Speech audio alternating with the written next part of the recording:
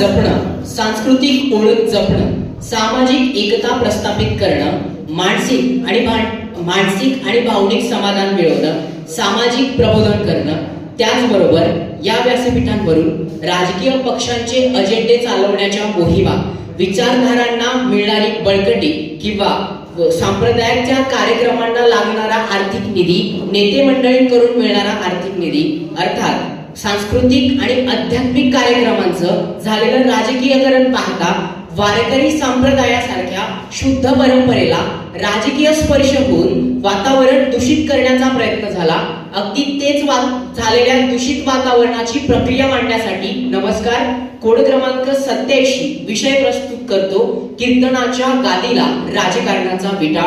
मुळात कीर्तन परंपरेच्या बदलत्या स्वरूपाकडे कटाक्ष टाकला तर स्वातंत्र्यपूर्व काळात जनतेच्या मनातील राष्ट्रवादाची भावना बळकट करण्यासाठी लोकमान्य टिळकांच्या अनुयायांपैकी दत्तोपंत पटवर्धनांनी राष्ट्रीय कीर्तनाचा एक नवीन प्रकार सुरू केला आणि या कीर्तनाच्या माध्यमातून या कीर्तनाच्या पूर्वार्धात तुकोबारायांचे अभंग तर उत्तरार्धात शिवाजी महाराज, महात्मा गांधी, लोकमान्य टिळक आणि भगतसिंग सारख्या देशभक्तांचे आख्यान सांगत असत. त्यानंतर स्वातंत्र्यानंतर राष्ट्रीय कीर्तनाचा प्रकार कालबाह्य होऊन स्वातंत्र्यानंतर महात्मा फुलेंच्या अनुयायांनी सामाजिक आशयाची कीर्तने सुरू केली. याला आंबेडकरी चळवळी सुद्धा अपवाद नाही, ही गोष्ट लक्षात घेतली पाहिजे. पण जेव्हा या सुधारकांनी राजकीय वर्तुळात पाऊल ठेवलं तेव्हा कीर्तन परंपरा बाजूला सारून जलसा या नवीन प्रकाराचा आधार घेतला होता. एकंदरीत राजकारण करताना कीर्तन परंपरा बाजूला सारण्यात आली होती, परंतु सद्यस्थितीचा आढावा घेत असताना वारकरी संप्रदायाचं दूषित झालेल्या वातावरणातून कीर्तनाच्या व्यासपीठांवरून सर्रासपणे राजकीय पक्षांचा प्रचार झालेला दिसतो. मुळात आज कार्यक्रमांसाठी काही कीर्तनकार थेट सर्रासपणे विचारधारेचे वाहक झालेले दिसतात किंवा कार्यक्रमांसाठी जो आर्थिक पाठबळ हवा असतो ते पाठबळ राजकीय नेते मंडळींकडून उपलब्ध केले जात असतील किंवा कीर्तनकार घडवणाऱ्या शैक्षणिक संस्थांचे संचालकांची थेट राजकीय मंडळींशी संबंध सापडत असतील तर नक्कीच कुठेतरी आता हे राजकारणाला कुठेतरी पायबंद घालणं ही काळाची गरज ठरेल. थोडा चिन्हांकित राजकारणाचा विचार केला म्हणजे वारकरी संप्रदायात भगवा रंग हा कुठेतरी त्याग आणि पवित्रतेचं प्रतीक आहे, परंतु जेव्हा हेच कीर्तनकार धर्माचं प्रतीक म्हणून श्रोत्यांवर बिंबवण्याचं काम करतात ना तेव्हा मला वाटतं हा प्रकार थांबला पाहिजे. या पुढे जाऊन राजकीय मंडळी कार्यक्रमांमध्ये वारकरी संप्रदायाचा पोशाख घालून उपस्थिती दाखवत असतील तर सांस्कृतिक कार्यक्रम ही जनतेवर प्रभाव टाकून त्यांच्या मतदानाच्या वर्तवणुकी बदलत असतात असा सांस्कृतिक राजकारणाचा एक सिद्धांत सांगतो.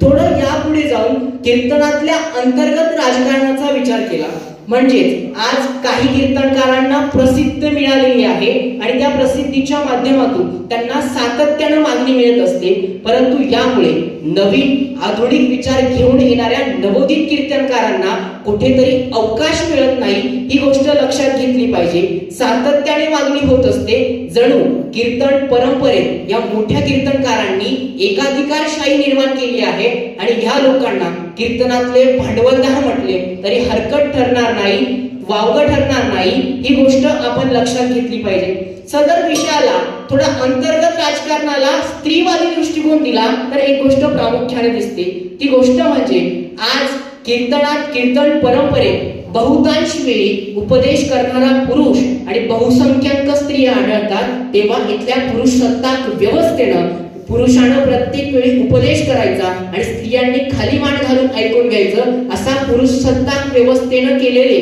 कुठेतरी राजकारण आम्हाला दिसून येतं.